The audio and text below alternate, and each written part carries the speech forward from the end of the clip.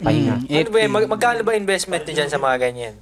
Kung kumpleto ka na sa gamit din, pag maswerte, kumpleto ka na sa gamit, yung materials na lang bibilin mo, yung mga iihawin, parang maximum ng 2,000, mapapadoble mo na siya eh. Minimum. Minsan nga pagka, talagang payat yung budget, kahit 500, pwede mo na siya ibili ng hotdog, tas mga sauce, tinapay.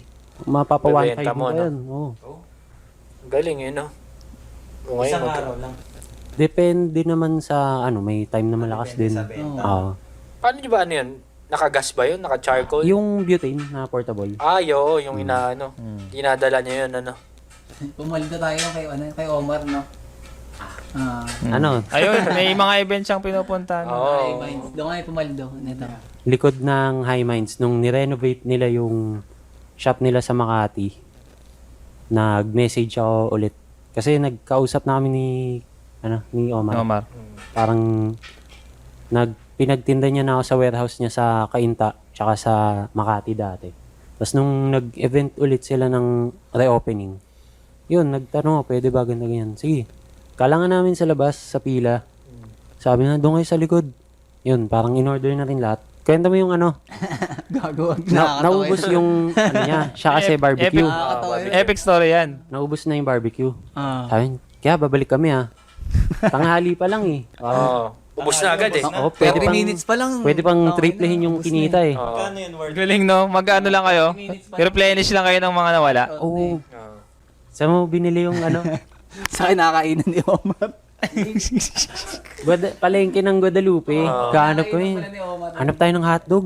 Hanap tayo ng ihaw. Pero yung dala nyo, Bait ni Omar. siyempre, dala. Yung unang dala namin, galing sa amin. Galing kanila. Oo, naubos agad. Oo, nung Kasi hanap kayo ng source nun. tinitikman ni Omar yung mga niya, isaw. Parang alam ko to Ay, Oo, na ano solid, niya? solid. Oo, alam niya kasi. May isaw din kayong binili? Hindi, doon namin niluto sa lutuan ko. Sa Nakatimpla ihawan lang ko. kasi. Nakatimpla. Ang galing niya. Pero ang bait niya, Mabait niya. Pumapayag pala yung ibang barbecue yun, bibenta ang kanila ng ano. Oo, Pumayag. Hindi, pinakyaw nyo yun. Pinakayaw namin. Pinakyaw niya. Para Ano yun, barbecue lang? May sayang isaw? din yung padyak eh. Oo. Las Piñas hanggang yan. Hindi mo Guada. Pero sold out agad, ano? Ang Sold galing. out. So, purong ihaw lang. Ihaw. Wala ka pang kape nun? Wala pa. Ihaw. Ako ihaw. Tapos ito, Hotdog. sandwich. Hotdog sa akin. Tapos kay Arnel, burger tsaka sandwich. Ang galing eh, no? Ang galing nila eh. Ano sabi ni Omar? Wala, healthy lang kami. Alam na. Yun, tas nung Alam mo na. pinagabihan, binayaran din naman lahat. Okay din. Oh, yun. Yun din yung Hassle maganda yun eh. pag sa bike mo kasi makukonect mo yung mga nasa bike. Oo nga eh. Tulad nito, diba, susuporta. nag-usap tayo tungkol sa bike pero nagtitinda lang din kami dati. Tapos ngayon, tungkol sa bike. Kaya yung mga event ng bike din, pwede mong sulputan tapos bibili sila. Kasi magkaka-connect. Marami siyang benefits eh. Ang galing nga eh. Tatlo sila eh. No? May drinks ka na, may hotdog ka pa, may barbecue pa. Ang galing eh. Kompleto na eh. Tagi-isang bike yan, tagi-isang Oo, tigisa. Oo, tagi-isang bike no. Ang galing.